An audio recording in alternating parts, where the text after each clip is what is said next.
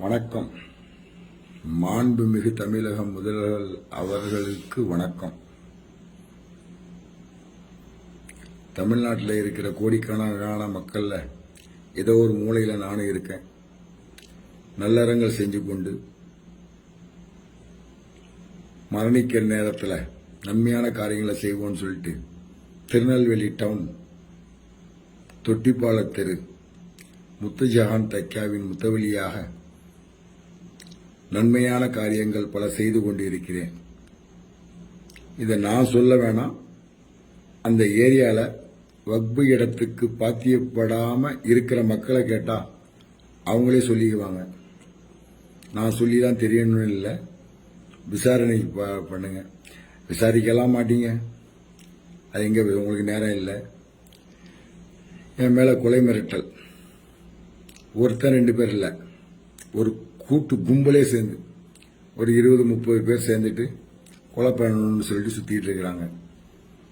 அதுல முக்கியமான நபர் தௌஃபிக். இவர் 9 ஆண்டுகளுக்கு முன் இஸ்லாத்துக்கு முஸ்லீம் மதத்துல மாறி வந்தவர். எதுக்கு வந்தார்னா அவருடைய நோக்கம் இடம், பணம் சம்பாதிக்கலாம் அப்படிங்கிற நோக்கத்தில் அந்த இடத்துக்கு ஒரு குமாஸ்தாவர் தன்னை வக்கீல் அப்படின்னு சொல்லிக்கிட்டு சுத்திட்டு இருக்காரு. ஒரு இடத்துக்கு புரோக்கரா வந்தவர் இன்னைக்கு அந்த இடத்துக்கு ஓனருடைய பொண்ணை, அந்த இடத்துக்கு பாத்தியப்பட்டவங்க அந்த பொண்ணை வந்து இன்னொரு புருஷன்ட்ட இருந்து விவாகரத்தை வாங்க வச்சு இவர் கல்யாணம் பண்ணிட்டு இருக்காரு. இது வச்ச போட்ட ஃபோர்ஜரி டாக்குமெண்ட்ல அடமானம் வச்சு ஒரு 10 லட்சம் ரூபா செக் மோசடி வழக்கில் அவருடைய மனைவி நூருநிஷா கைதாகி 5000 ரூபாய் அபராதம் கட்டியிருக்காரு. 6 மாசம் சிறை தண்டனை அப்படின்னு சொல்லிட்டு இருக்காங்க. அதை மேல்முறையீடு அப்பீல் பண்ணியிருக்கிறாங்க. இந்த கொலை மிரட்டலுக்கு மிக முக்கிய காரணம் திருநெல்வேலி டவுன் காவல் ஆய்வாளர் திரு கோபாலகிருஷ்ணன், உதவி ஆணையாளர் திரு செந்தில்குமார், இந்த 2 பேரும் தான் இந்த கொலையை ஊக்குவிக்காங்க. நான் கொடுத்த கம்ப்ளைண்ட் எல்லாத்தையும் ஒன்று சேர்க்கறது அவங்க 2 பேரும் தான் மிக முக்கிய பங்கு. இந்த முஸ்லீமான தௌஃபிக் என்ன பண்ணாரு, தான் பேர் கிருஷ்ணமூர்த்தி அப்படின்னு சொல்லி இந்த சிவில் பிரச்சனையில் ஒரு பொய் கம்ப்ளைண்ட் கொடுக்கிறார். கொடுத்து அந்த கம்ப்ளைண்ட் மூலயமா என்னையும் என் மனைவியையும் சேர்த்து பிசிஆர் வழக்கு போட்டுக்கிறாங்க. இப்போ எனக்கு கொலை மிரட்டல் பயந்து ஓடிட்டு இருக்கேன். சாக போற நான் என்ன வேணாலும் பேச முடியும், பேசலாம். எப்படியும் கொண்டுருவாங்க அப்படின்னு தெரியும், பேசலாம். ஏன் பேசல அப்படின்னா, உங்க மனைவி எனக்கு போட்ட சோறு, நீங்க மேயரா இருக்கும்போது எனக்கு சாப்பாடு போட்டுக்கிறாங்க, நான் சாப்பிட்டு இருக்கேன். அந்த நன்றி விசுவாசத்துக்காக வேண்டி அதிகமாக பேச விரும்பல. பிரச்சனைக்கு வரேன். இந்த பிரச்சனை என்னன்னு காரணம் அப்படின்னு பார்த்தா, ஒரு ஃபோர்ஜரி டாக்குமெண்ட் அமீர் பிவி எழுதி கொடுத்தவன் பாவம் ஒரு 85 வயசு கலவி சாவ போகும்போது அவ பேர்ல சேர்ந்து இவன் இந்த தௌஃபிக்குடைய கிரிமினல் வேலை அவன் பேத்திக்கு எழுதுகிற மாதிரி ஃபோர்ஜரி டாக்குமெண்ட் போடுறான். இந்த டாக்குமெண்ட் அமீர் பிவிக்கு இந்த சொத்துக்கும் சம்பந்தம் இல்லைன்னு சொல்லிட்டு வட்டாட்சியர் மிக தெளிவாக அறிக்கை கொடுத்திருக்கார். அறிக்கை கொடுத்திருக்கார். இது சம்பந்தமாக வக்பு தீர்ப்பாயத்தில் 303/18 வழக்கு தொடர்ந்து நடைபெற்றுகிட்டு இருக்கு.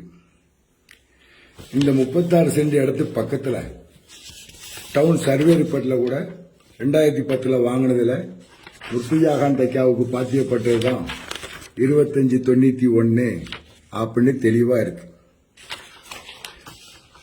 இந்த 36 சென்ட்டுக்கு பக்கத்துல ஒரு 2.5 சென்ட் இடம் அவரும் ஃபோர்ஜரி டாக்குமெண்ட் போட்டாருன்னு அவர் மேல நான் வழக்கு தொடர்ந்து வக்போர்டு சார்பாக வழக்கு தொடர்ந்து அந்த இடம் நம்ம வக்புக்கு சாதகமா தீர்ப்பாகி ஸ்டே வெக்கேட் பண்ணி மேற்படி இடத்துல இருந்தவங்க ஒத்துக்கிட்டு அவங்க இடத்த திரும்ப வக்போர்டுக்கே ஒப்படைக்கிறோன்னு எழுதி கொடுத்துட்டு போயிருக்காங்க. தோத்த கேஸுக்கு அவளுக்கு நஷ்டீடும் கொடுத்துருக்கேன்.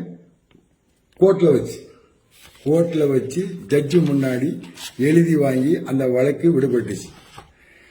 மேற்படி இடத்துல நான் ஒரு ஷெட் அமைக்கிறேன். வக்புக்கு வருமானம் வேண்டும், அது ஏழைகளுடைய சொத்து, அதுக்கு வருமானம் வேணும்னு ஷெட் அமைக்கும் போது இந்த தௌஃபீக் அலை கிருஷ்ணமூர்த்தி அப்படின்றவர் என்கிட்ட வந்து தகராறு பண்றாரு. போலீஸ் உடனே அது அப்போவே நான் என்ன பண்றேன், அவர் மேல ஆய்வாளருக்கு நேரடியாக ஒரு மனு கொடுக்கேன். 9/12 வாங்கிட்ட ஆய்வாளர் அது என்ன பண்ணான்னு தெரியல. திரும்ப 10ஆம் தேதி ரிஜிஸ்டர் தபால் அனுப்புறேன். இதுக்கு இது நாள் வரைக்கும் எந்த நடவடிக்கையும் மேற்கொள்ளப்படலை. 1. 2வது, ஏப்ரல் 17ஆம் தேதி 2023 நீதிமன்ற உத்தரவு ஸ்டே வெக்கெட் ஆயிருக்கு. நீதிமன்றத்தில் இருந்து ஆர்டர் வாங்கியிருக்கேன். சிசிடிவி கேமரால அவர்கள் செய்த எல்லா செயலும் பதிவாயிருக்கு. கொலை மிரட்டல் விட்ட ஆடியோவையும் கொடுத்திருக்கேன். இது நாள் வரைக்கும் இது மேல நடவடிக்கை மேற்கொள்ளப்படவில்லை. வாய்தா போய்கிட்டே இருக்கு. வர 20ஆம் தேதி திரும்ப வாய்தா போட்டுக்கிறாங்க. விசாரிக்க மறுக்கிறார். இன்னொரு நபர், இவர் தான் மிக முக்கியமான நபர். இதுல ஒரு தொழில் அதிபர், திராவிட கழகத்துக்கு ரொம்ப நெருக்கமான ஒரு நபர் இதுல சம்பந்தப்பட்டிருக்காரு. இவர் மேல பல குற்றச்சாட்டுகள் திருநெல்வேலி மாநிலத்தில் மின்சார வாரியத்தில் இருக்கு. அருணன் அவருடைய பேரு. இவங்கெல்லாம் சேர்ந்து மொத்த பேர் இப்ப இருக்கிற இந்த அக்யூஸ், இந்த நான் கொடுத்த புகார் மனுக்களில் உள்ள எதிரியெல்லாம் சேர்ந்து ஒன்னு சேர்த்தது போலீஸ் சேர்த்து எல்லாரும் சேர்ந்து இப்ப என் மேல பிசிஆர் வழக்கு தொடுத்திருக்காங்க. இந்த நபர் வந்து போர்ஜரி கையெழுத்து, என்னுடைய கையெழுத்தை போட்டு என்னுடைய லெட்டர் பேர்லேயே கம்ப்யூட்டர் மூலமாக கணினி மூலமாக மாத்தி என் கையெழுத்தை போட்டு, ஒரு இடத்துல அவரு தனியா ஒருத்தர் கையெழுத்து போட்டு அவர் பேர்ல மின்சாரம், என் பேர்ல இந்த கரண்டை அவர் பேருக்கு மாத்திருக்காரு. அதை திரும்ப போராடி மின்சாரத்துல வந்து என் பேரை மாத்திட்டேன். ஆனா போர்ஜரி கையெழுத்து போட்டது தப்பு தானே. அது சம்பந்தமா ஆன்லைன்ல கம்ப்ளைண்ட் கொடுத்தேன். உங்கள் கோரிக்கை ஏற்றுக்கொள்ளப்பட்டது அப்படின்னு ஒன்னே விஷயம். இது நான் என்னடா ஐயோ சூப்பர், உடனே இந்த நடவடிக்கை எடுத்துருவாங்க அப்படின்னு சொல்லிட்டு, பரவாயில்லையே ஆன்லைன் கம்ப்ளைண்ட்னா உடனே நடவடிக்கை எடுப்பாங்க அப்படின்னாங்க. ஒரு 3 நாளைக்கு முன்னாடி கேஸ் டிஸ்போஸ் அப்படின்னு வந்துருச்சு. விசாரணையே பண்ணல, என்ன கூப்பிட்டு கேட்கல, என்னன்னு கேட்கல, அவங்கள கேட்கல. கேஸ் டிஸ்போஸ் ஆகும். சூப்பர் போலீஸ்ல எப்படி இருக்கு பாருங்க. உங்களுக்கு இப்போ ஒரு மனு அனுப்பியிருக்கேன். கோரிக்கை ஏற்றுக்கொள்ளப்பட்டது அப்படின்னு குறுஞ்செய்தி வந்திருக்கு. 30 நாள்ல உங்களுக்கு பதில் தரப்படும் அப்படின்னு ரொம்ப தெளிவா வந்திருக்கு. ஆனா அதுவும் வரப்போதில்லை. உங்களுடைய புகார் நிராகரிக்கப்பட்டதுன்னு வந்துடும் எனக்கு தெரியும். இது போடுறேன்னா தெரியட்டும். மரணிக்கும் போதும் சட்டத்தை மதித்தவனாக மன்னிக்க வேண்டும் என்ற ஆசைதான். இந்த கேஸ் போடாம இருக்கிறதுக்கு உதவி ஆணையாளர்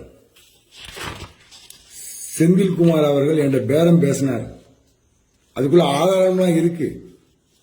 போட மாட்டேன், எஃப்ஐஆர் தானே பார்த்துக்கலாம், நான் தானே என்கொயரி பண்ணணும்னு சொன்னார்.